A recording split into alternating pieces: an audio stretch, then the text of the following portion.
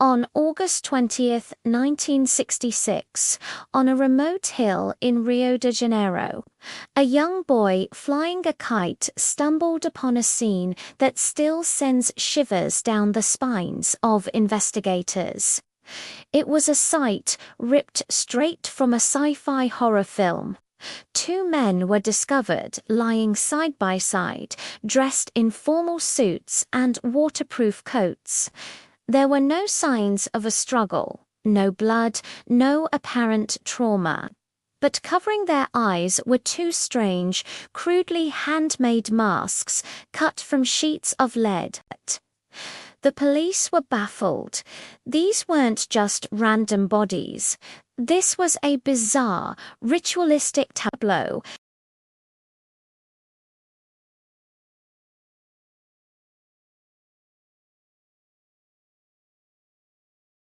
The note was cryptic and chilling.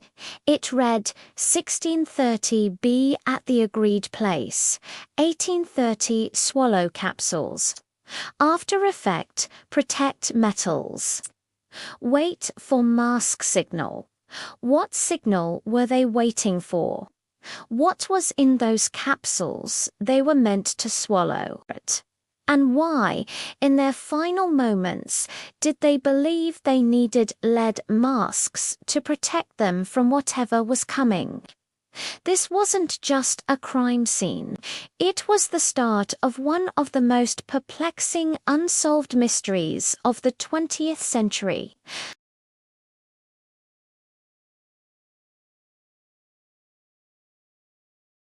The men were quickly identified as Manuel Pereira da Cruz and Miguel Jose Viana. The initial assumption that they might be vagrants or mentally unstable individuals was quickly dismissed. Manuel and Miguel were highly skilled electronic technicians from a nearby town, respected in their community. They were family men, known for their technical expertise, not for strange behavior. This made the circumstances of their death even more shocking. Their journey to Vintom Hill began a few days earlier. They told their families they were traveling to São Paulo, a major city, to buy supplies for their work and possibly a car. This was a plausible story, given their profession. They left their hometown carrying a significant amount of cash, the equivalent of about $2,000 today, more than enough for a used vehicle. But their trail didn't lead to a car dealership. Witnesses placed them in a town closer to Rio, where they were seen buying the waterproof coats they were found in.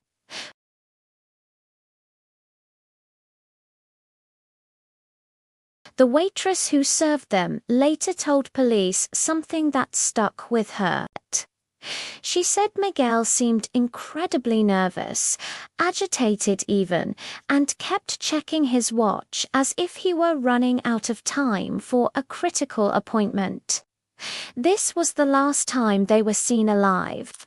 When their bodies were discovered, the large sum of money they were carrying was gone.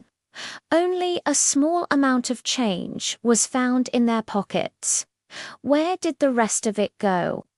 Did they spend it? Were they robbed?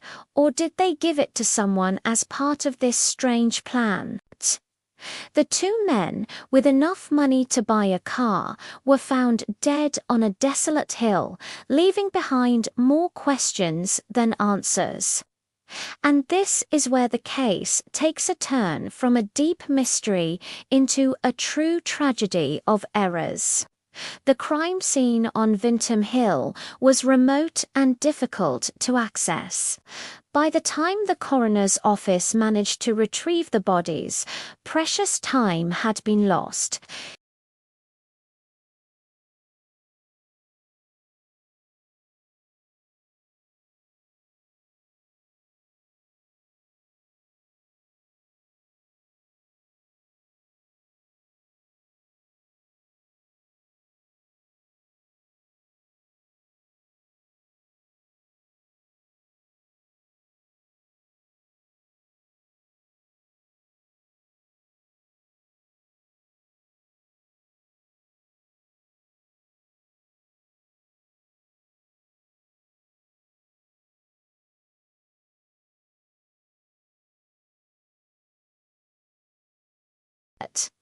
Without a chemical analysis, we can only speculate.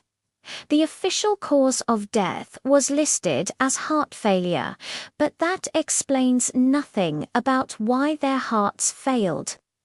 Despite the lack of chemical evidence, one thing was clear from the physical clues left behind: the lead masks.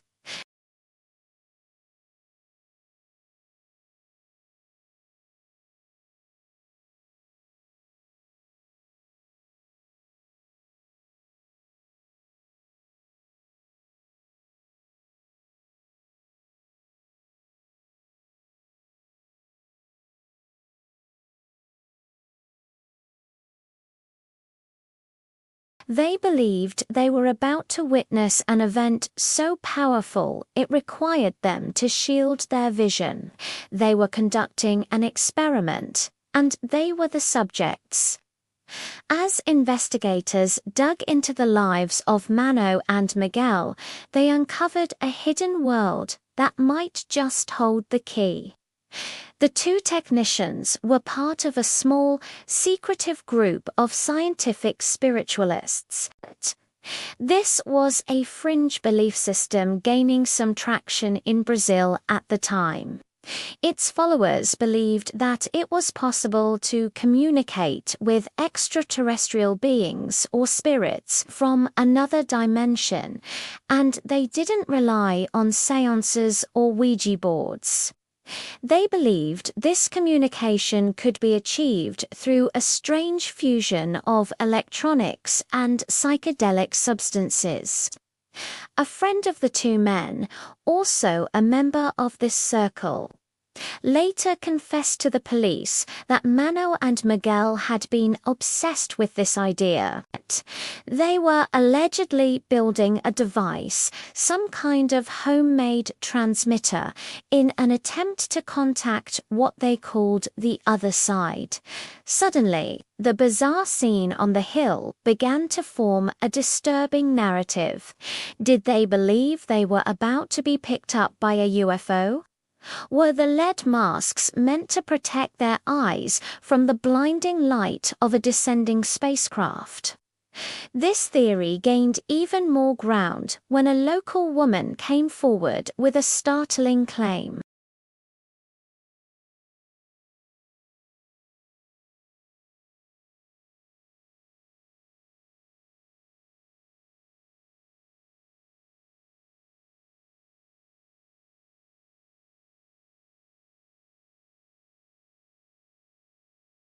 Was this a genuine sighting, a figment of her imagination, or a coincidence that deepens an already unfathomable mystery?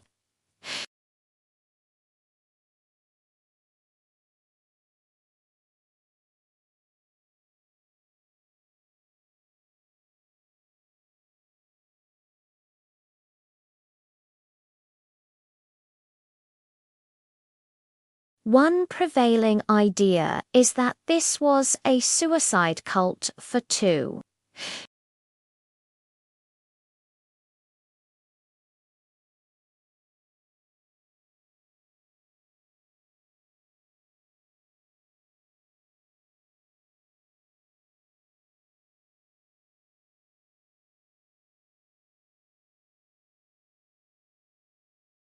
Another, more sinister theory suggests they were victims of a cruel and deadly scam.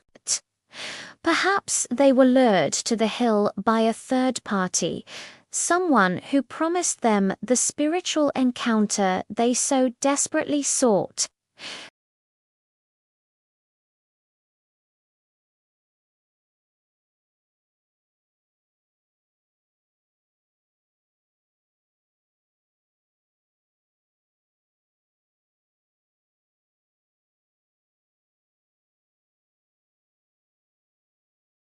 But even if they were murdered, it doesn't solve the whole puzzle. They still wrote the note. They still wore the masks.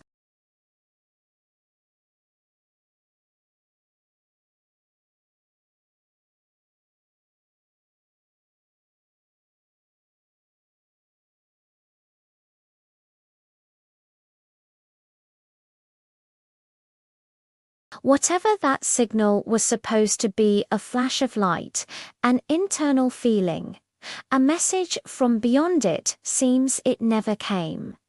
Or maybe it did. Perhaps the signal was the very last thing they ever experienced, and they were simply tragically unprepared for the reality of what they found on that hill.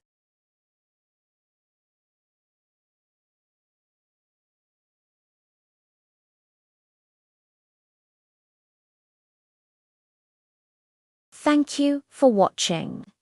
If you're fascinated by mysteries that blur the line between science and the supernatural, be sure to subscribe and hit that notification bell.